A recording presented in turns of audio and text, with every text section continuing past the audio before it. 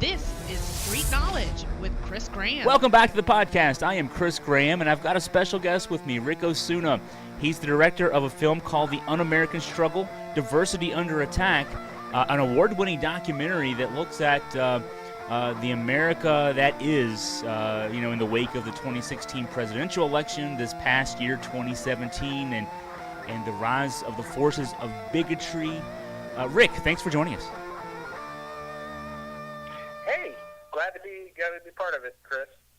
Well, I've got to ask first, talk about, as you're watching things unfold, 2015 really, even dating back to when Donald Trump first entered the presidential race, talking about Mexico, the Middle East, and, making America great again, which was an obvious throwback to, I guess, the vision of a lot of folks on a certain side of the political spectrum who envision a white America being the great America. You're looking at this as a documentary filmmaker. As it's going on, I mean, I guess you're probably already seeing. I mean, we all see the folks who've been quiet for so long coming out of the woodwork. How did you decide to get yourself engaged in the way that eventually became the Un-American Struggle? That's a good question. And when Donald Trump first announced his presidency, I think like most people, I was offended the way he announced it. It was a parting shot over the bow of Latinos, in this country where, he obviously said those racist statements and very prejudicial things against Mexicans. But like many Americans, I didn't really take him serious. Especially given his past of bigotry and sexual harassment and so forth. But as time progressed and it became more apparent that, he was actually someone to take serious, and it was just from a value standpoint, his values are very disconcerting.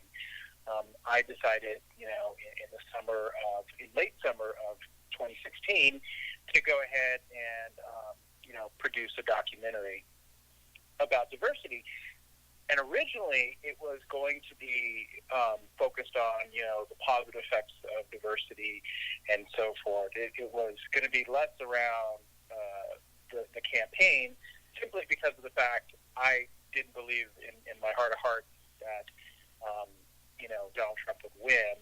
He may have lost the popular vote, which is a good thing because it signifies that more Americans, turned him off than the voters who voted for him.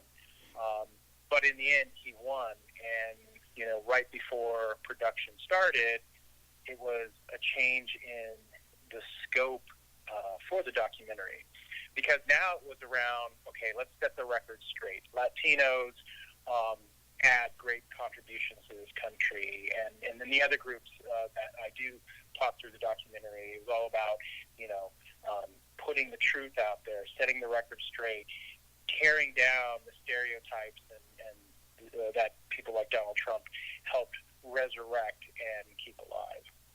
Yeah, I thought one thing you did really well in this documentary was you wove together something that the mainstream media has not done a good job of, or any kind of job of, in terms of tying the pieces together. I think if you watch the cable news every day, you'll see breathless reporting on the latest tweet from the president aimed at Mexican Americans or Latino Americans, or different group, the Middle East, folks in the Middle East, Muslim Americans, or the LGBTQ community, or women, or just generally liberals or any Americans who don't agree with him. But you don't, what you did was you pieced it all together, and it seemed like from one story to the next, I think you start to see that there is a commonality to these attacks. That it's really just a set of attacks on the other, so to speak, and we're all part of the other. I mean, a lot for the intended audience, I assume, is we're there. So you try to put a narrative to something that even the mainstream media the last couple of years has really struggled or hasn't even attempted to put together in terms of a narrative. Yeah, I mean, I kind of, and this goes back to my core beliefs. I mean, I am very progressive minded, and it's like, I try to avoid party politics, but obviously in this day and age, I'm kind of thrown into, the Democrat side. But it goes down to the heart of the matter in America, and I think we're letting too many things divide us instead of focusing on the things that are commonalities.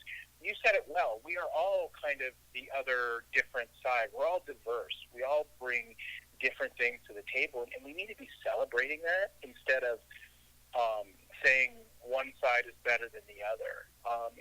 And I think if we do that, we can find that common ground with each other and really accomplish a lot in this country. And my focus on the 6 groups in the documentary, immigrants, Latinos, Muslims, African Americans, specifically the Black Lives Matter movement and the history behind that, the women's rights, and then LGBTQ, specifically transgender rights.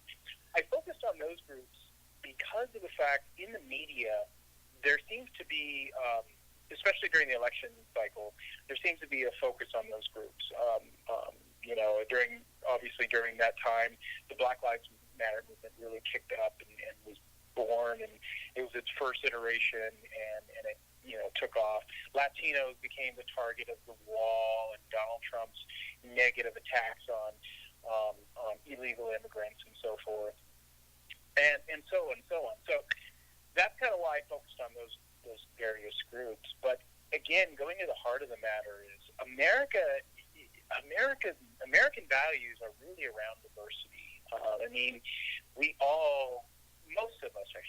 Most Americans really value the idea of give me your wretched souls, bring them to America, and make this the American dream. The Statue of Liberty alone, that's the American symbol. So, and that's kind of where the documentary I wanted to go with the film, is because of the fact it was all around that American dream, around, we're all different, but when we share the value of we share the dream and values of this land, we can accomplish so much. It's interesting, Rick, that you said a few minutes ago about as you were dreaming up the idea for the film. Of course, at the time, none of us thought, at least a few of us, most of us probably didn't think that Donald Trump would actually win the presidential election. But I remember when you said that, it took me back to my mindset at that time, which was, all right, he probably doesn't win this election, but the forces of bigotry that we're seeing come out. We saw so many people, anybody who has social media, follows people, etc. We all saw people. I don't know. I was personally surprised by the number of people who held such deep-seated, hateful beliefs, and they felt so empowered to let them out after maybe keeping them in for so long. And so my fear was, okay, he won't win the election, but these folks are going to feel empowered, and they're still going to, share these bigoted views. And so that was my greatest fear. My greatest fear wasn't Trump winning. It was that, these forces would be, they're out there and they're not going to go away. Well, of course, then he wins the election, and those folks are further empowered, I guess, to say. And so, that's so in that context, watching your film really, I guess brought that to head that, now we're facing something that's much bigger. It felt like for so long, maybe, I always felt this way, that each generation was a little better than the previous one. We're more accepting of people of color. We're more accepting of the diversity with women and LGBTQ, and now this feels like a step back. And that's the scary thing. It feels like a step back. I want to get your thoughts on that. Yeah, no, I totally agree with that. And I think as a society, American society, I think a lot of us got caught napping. We had our first African-American president, 8 years he served. Love him, hate him, dislike him, indifferent. It doesn't matter. I think a lot of us felt, you know what? We really turned a corner in this country. We had an African-American president. That's a great thing, right? And I think that's why it hurt so much when Donald Trump got elected, because of the fact it was like, wait, how can someone who has these values, who really just ridiculed everything from Latinos to Muslims to, Gold Star families, to women, how can America, stand behind behind this person after having someone like President Obama in office, where again, a person may not like his politics, but his values were really kind of like, okay, this is what you kind of embody as a president. So I think it was very painful seeing that happen. And again, going to our earlier point is, I think that's why people said, no way is Trump going to win the presidency, because he doesn't have those values that we now kind of are reflected in an American president. However, that being said, he has won, and now there are self-proclaimed bigots in the White House. Even if a person just doesn't believe Trump's a true bigot or racist, there are people that he has hired, like Steve Bannon, and some of the people that came from Breitbart, and some people that come from other organizations that have targeted Muslims, that have targeted immigrants, that have targeted women, and so forth, that are now in the White House administration. So it's a huge step back. I mean, we've gone back all the way to the days before the Civil Rights Movement. And I think here's the other dangerous thing about this, is that, and I don't want to blame the media, because of the fact, they're just trying to report the truth, and sometimes in our day and age, you have to go fast and furious, because everything is just the way we are in the digital age. But the thing is that the people that voted for Trump, we kind of wound up lump summing them in the same group as racists and bigots. Well, that person's a racist, that person's a bigot, because they're voting for Trump.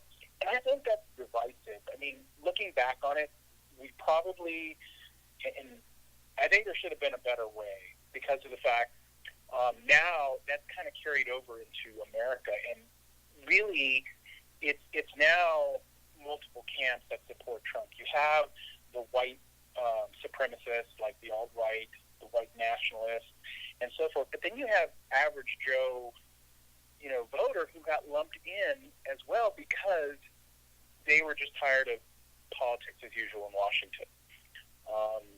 And so right now what we're seeing is a very divisive country where, well, you voted for Trump, so therefore you're a racist. And we've got to correct that. When I go to speaking engagements, when I do screenings, when I talk to people ask me what they should do. I said, well, first of all, you can't just lump someone who voted for Trump into the same camp as the alt-right.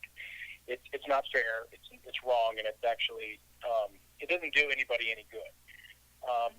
So the second thing you have to do is, regardless of your party, you have to support moderate candidates, because of the fact, for example, there's a civil war going on the GOP right now. Steve Bannon wants to replace it with his people. He wants the moderate Republicans out. He wants more extremism, and we know that that's someone who has supported the alt-right and the alt-right movement, despite of what his tongue-in-cheek antics, where he really doesn't believe that he's a racist himself or he's a bigot. But the fact is that he said it himself. He made Breitbart an alt-right platform.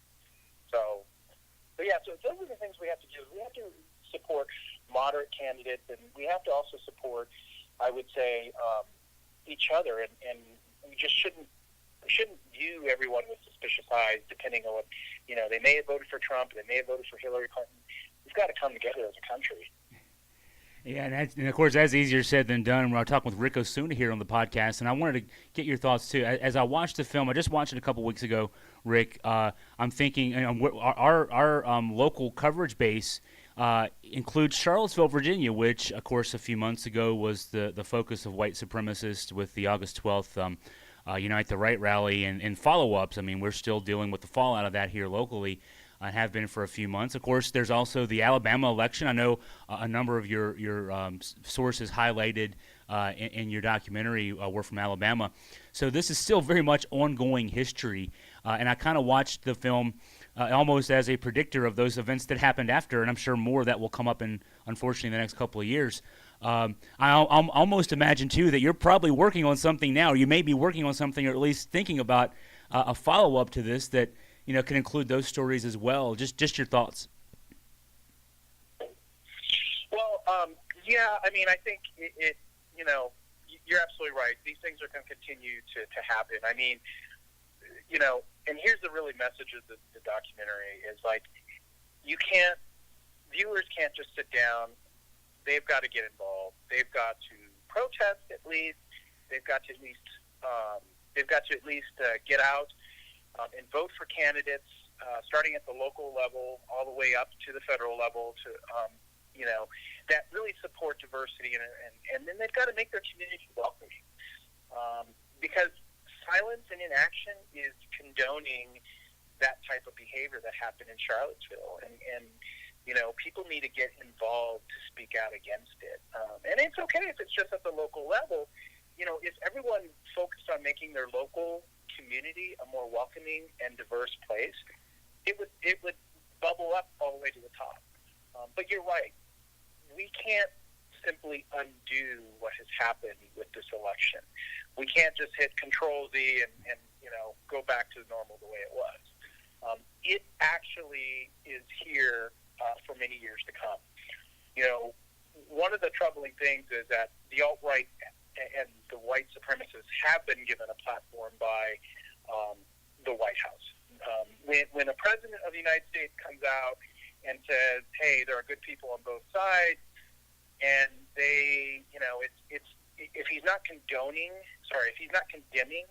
the white supremacy and the alt-right that happened in Charlottesville, then obviously he's supporting it. And when people like David Duke continuously praise Donald Trump's actions, that's a problem. So this isn't something that's going to go away overnight. And I think you were right. We're going to continue to see these type of things. You're going to see Richard Spencer continue to try to speak out at universities, and you're going to continue to see protests. That's not what worries me. What worries me is they're going to continue to get smarter in how they do this, because they want to grow their base, and they want to get more people to office. So that's what I would say is probably likely coming. The film is The Un-American Struggle, Diversity Under Attack. The director is Ric Osuna. For those listening to us through iTunes or you pick this up on social media, go to the Augusta Free Press website. We'll have links to the film website and also a more lengthy story on this later on as well. Rick, I want to thank you for your time today. Great talking with you. Thank you so much, Chris. It was wonderful.